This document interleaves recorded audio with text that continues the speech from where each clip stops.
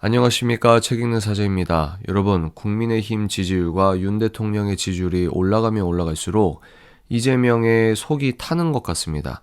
그래서 이재명이 하다가 이제 자기는 그리고 민주당은 중도 보수다라는 망언을 쏟고 있습니다. 그래서 저는 이걸 중도 보수 호소를 하고 있다라고 이야기를 하고 있는데요. 그러나 우리가 잊지 말아야 할 것은 무엇이냐? 이재명이 2017년 이제 자기가 대통령이 되겠다라고 하면서 성남시청 그때는 시장이었던 것 같아요. 그때 아직 대선 후보급으로 자기가 어떤 말을 해야 되고 어떤 말은 하지 말아야 되고 이 개념이 아직 없었을 때 이재명이 문재인과 이재명과 그때 안희정도 있었던 걸로 기억합니다. 그때 경선을 했을 때 자기가 갖고 있던 본래의 신념을 그냥 직설적으로 필터링 없이 얘기할 때가 있었습니다. 그게 진짜 이재명의 본심이라고 할 수 있죠. 그때 무엇이라고 했냐? 재벌을 해체하고 전 국민에게 토지를 배당하겠다라고 이야기를 했습니다.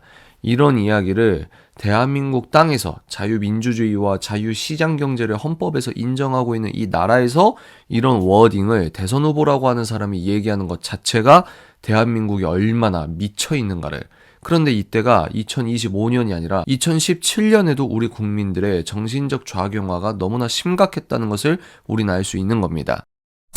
그래서 이재명은 배달의 민족이 물론 이제 배달의 민족에 대해서 비판할 부분이 있는 것도 사실이나 경기도지사로서 배달의 민족은 나쁜 기업이다 라고 하면서 같이 판단을 해버립니다. 그래서 이제 어떡합니까? 국민의 세금으로 배달의 민족을 대항하는 어플을 만들겠다 라고 하는 게 전형적인 사회 공산주의자인데, 여기서 제가 이 영상을 보시는 경기도민이 계시다면 묻고 싶습니다. 여러분들은 사기업이 만든 배달의 민족, 쿠팡이츠, 요기요 같은 어플을 쓰십니까?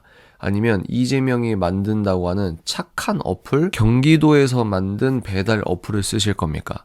배달 어플을 쓰신 적이나 있으십니까? 그리고 이재명 같은 공산사회주의자는 노동자는 무조건 착한 것, 자본가는 기업가는 무조건 나쁜 것, 이게 이분화되어 있기 때문에 기업가가 갖고 있는 어떤 무형가치적인 리스크라고 할까요?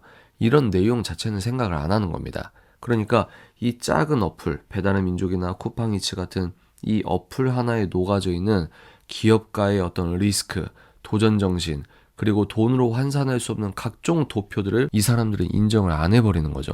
그러니까 이 어플, 이 기업 나쁜 거 우리가 할 수 있어. 우리 경기도에서 할 수 있어. 이제 나중에 얘가 대통령이 되면 어떻게 됩니까? 우리 정부가 해줄 수 있어. 이게 우리 사회가 소련으로, 중국으로, 북한으로 가게 되는 것이라는 거죠. 전 국민에게 토지를 배당하겠다라고 하는 것도 무슨 뭐 6.25 당시에 우리가 역사 공부하는 것도 아닌데 21세기에 이런 세계관을 갖고 있는 사람이 지금은 뭡니까? 자기가 감옥에 안 가기 위해서 민주당의 정체성 자체를 지 혼자 바꿔버리는, 우리가 이런 미친 짓거리를 목도하고 있다는 것입니다. 대선 기간 때 중도층을 끌어들이기 위해서 톤 조절을 좀 하고 있는 부분은 있겠지만 우파나 좌파나 중도층에게 우리 정당은 민주당적 요소도 있습니다. 우리 정당은 국힘의 요소도 있습니다. 이러면서 선거철 되면은 중도층을 위해서 메시지를 좀 이렇게 톤을 좀 넓힙니다. 근데 이건 그 문제가 아니거든요. 누가 보더라도 본인 깜빵 안 가려고 이렇게 민주당 역사 자체를 부정해버리는, 진짜 민주당의 정신이라고 고집하는 이낙연 세력은 이미 축출이 된 거 아닙니까? 이재명은 경기동부연합이라고 하는 종북 세력이 만든, 그리고 찐 종북 세력이 이제 예전의 민주당이 아니라 민주당을 아예 장악을 해버린 거죠. 그럼 어떻게 이렇게 단언할 수 있냐? 이재명이 오늘 양대 노총을 찾아가서 뭐라고 했냐? 자기가 우클릭하는 거 너무 걱정 안 해도 돼 라고 했다는 거예요. 민주노총은 탄핵 사태 때 가장 큰 역할을 해서 땡큐다. 이게 이재명의 본심입니다. 어떤 의미에서 더 사악해졌죠. 왜? 예전처럼 본인의 진짜 생각을 직접적으로 전하지 않는 교활한 뱀이 됐기 때문입니다. 그런데 민주노총은 어떤 집단입니까? 민주노총 고위 간부는 대한민국에서 용납할 수 없는 짓거리만 지금 하고 있는 사람들입니다. 북한에게 지령을 받았다. 또 불법적으로 시위하는 건 그냥 기본이고요. 경찰에 패도 공론화도 안 되고 KBS나 MBC, SBS 뉴스에도 안 나옵니다. 그런데 많은 국민들이 민주주의를 운운한다고 하면서 민주노총의 폐악질에 대해선 철저히 눈을 감고 쟤네들은 원래 저랬어 라고 하면서 본인의 양심이 무뎌졌다는 걸 감지하지 못하고 있는 겁니다. 총소리 안 나도 이재명의 종북 세력 그리고 저 뒤에 중국 세력, 대한민국을 잡아먹고 있었던 이 준전시 상태에 본인 그냥 조용히 은퇴하면 편하게 사는데 우리 국민 위하겠다고 그냥 들이받고 경종을 울려서 우리가 지금 깨어난 거 아닙니까? 가장 첫 번째로 감옥에 가야 될 사람이 이 잡범 이재명이란 말이에요. 본인이 감옥 안 가려고 얼마나 많은 폐악질을 하고 있는 겁니까? 정리하겠습니다. 오늘 이 영상을 찍는 2월 21일 저녁에는 한국갤럽에선 뭐라고 나왔냐. 국민의힘 지지율이 34%고 민주당 지지율이 40%다. 민주당이 재역전을 했다라고 한국갤럽은 이야기하고 있는데 또 다른 여론조사 기관에서 조사한 바에 따르면 국민의힘 지지율은 무려 41%고 민주당은 30%로 오차범위를 아예 벗어났다는 여론조사 결과도 있습니다. 우리는 뭘 알 수 있죠? 한국갤럽이 그동안 우리를 속여왔다라고 보는 것이 저는 합리적인 추론이라고 생각합니다.